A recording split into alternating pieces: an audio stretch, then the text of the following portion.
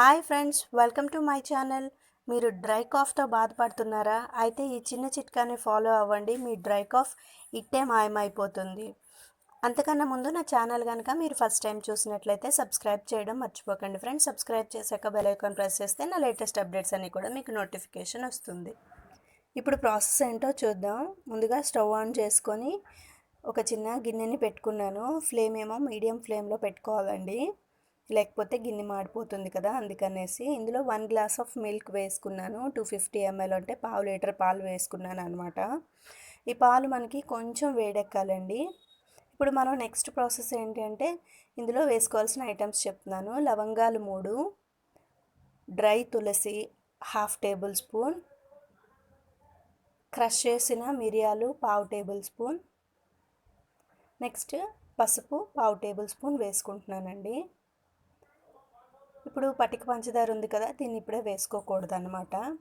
ఇప్పుడు ఈ ఇంగ్రీడియంట్స్ అన్నీ వేసాం కదా, ఇప్పుడు మనం పాలని చక్కగా కాచుకుందాము.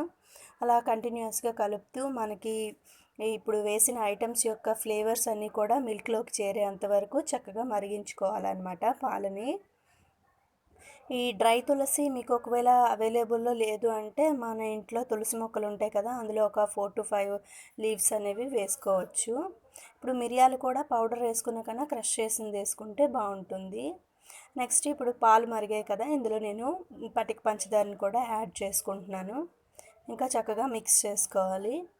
ఇలా మనం కలుపుతూ ఉంటే మనకి ఫ్లేవర్ అనేది బాగుంటుంది. ఇవి పాలు ఏంటంటే నైట్ పడుకునే ముందు ఒక గ్లాసు పాలు ఇలా కాచి వడకాచి తీసుకున్నట్లయితే చాలా మంచిది. ఒక 3 to 4 days అలాగాని మీరు కంటిన్యూస్గా నైట్ పడుకునే ముందు పాలు తాగారంటే కనుక 200% ష్యూర్ అండి, మీ డ్రై కాఫ్ అనేది చక్కగా తగ్గిపోతుంది. ఇప్పుడు పాలు అయితే మనకి మరిగిపోయాయి కదా, ఒక గ్లాస్ తీసుకొని ఇందులో వడపోసుకుంటున్నానండి.